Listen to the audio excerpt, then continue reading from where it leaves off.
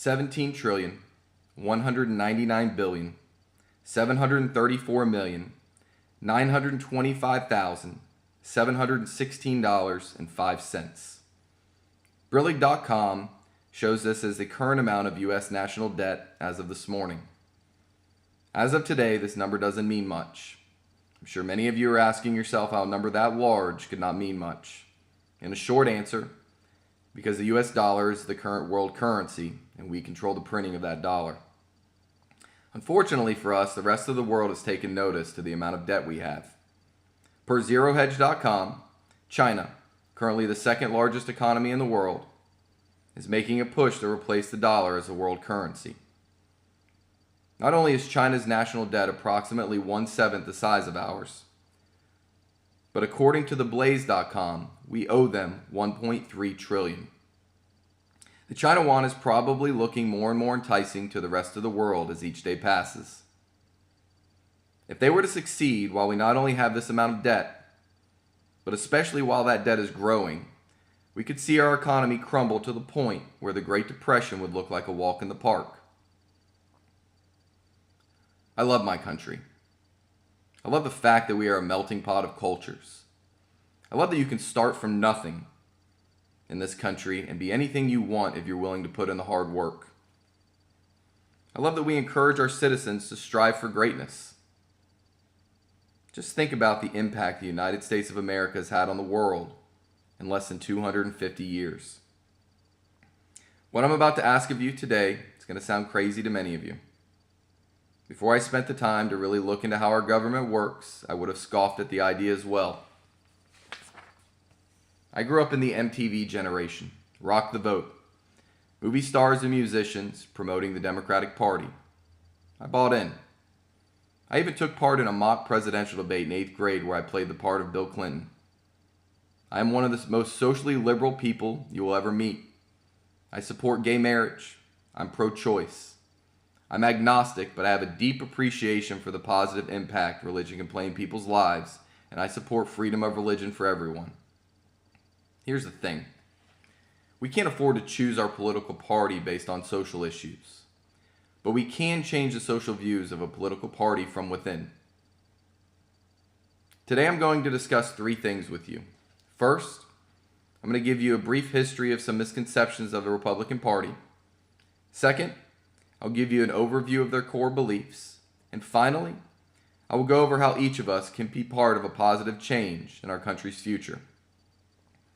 During my adult life, I've always found it unfortunate that there are those in the media and Democratic Party that have been able to paint the Republicans as a bunch of rich old white men who don't care about women or minorities.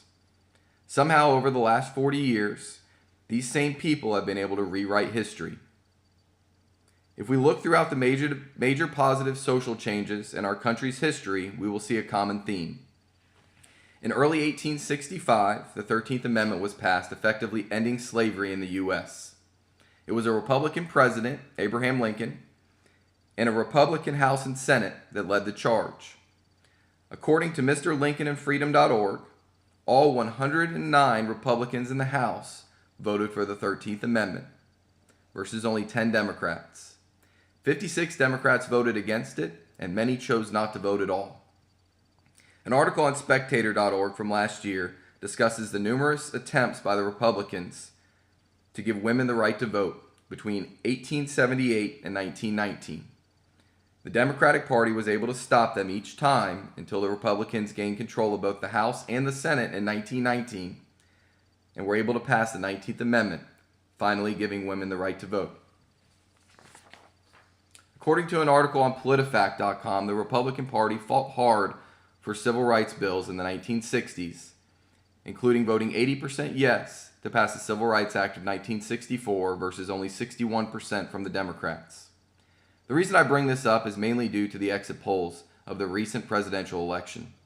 According to CSMonitor.com, 93% of African Americans, 71% of Hispanics, 73% of Asians, and 55% of women voted for Obama. I have to believe that most of those people don't know the history behind the political party they are voting for. More important than the history of a political party is their core beliefs. The biggest difference in political philosophy between the two parties is the size and scope of government. The Republican Party's main premise is to keep government small, push decisions to the state and then local levels. This means the amount of federal government spending would be greatly reduced. Because each state may have different needs, this also allows for them to make more of their own decisions. Another fundamental principle is something called trickle-down economics. Less taxes for everyone. I'm a firm believer that this is how you grow an economy. If you tax less, there's more for people to spend. People spend more, it will create more jobs. More jobs means more tax revenue for the government. This is a win for the citizens, and it is a win for the government. The Republican Party also believes in a stronger military. Most people in this world, including us Republicans, don't like war. Unfortunately, it has been around since the beginning of time, and the ideology of world peace is not practical. To me, a country should always prepare for the worst and hope for the best. We need our government to protect us against attacks, both foreign and domestic, and provide us with the opportunity to pursue our dreams without interference. Whether we like it or not, government is a business. They can treat other countries as either competing businesses or as vendors in order to provide the best product for their consumers, you. Sadly, our government is a failing business. We are running on a short clock to turn it around, but I believe there is still hope if we act soon.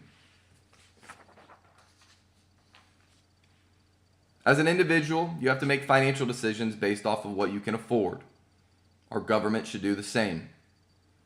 Although I think protecting the environment is a wonderful and just cause, there is a time and a place for everything.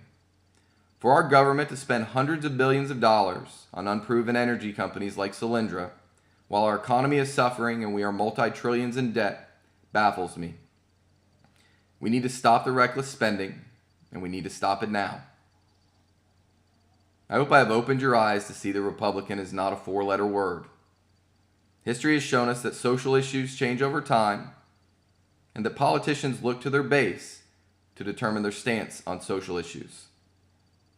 If enough people with moderate to socially liberal views register Republican, we can change the party's stance on many issues while protecting our country against financial collapse.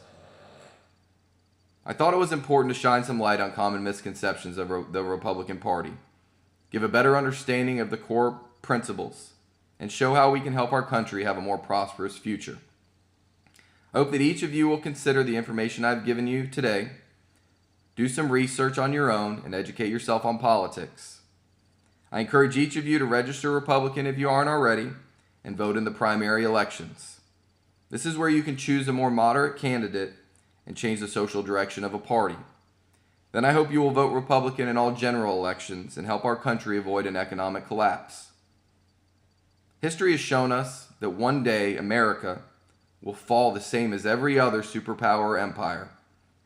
I fear that that time is coming sooner rather than later if we, the people, do not make a change in the leaders we choose. For those of you that vote for a person and not a party, I will leave you with one last thought. A great orator can give you confidence that they are a great leader. Unfortunately, if you follow them blindly, they will lead you off of a cliff. Thank you.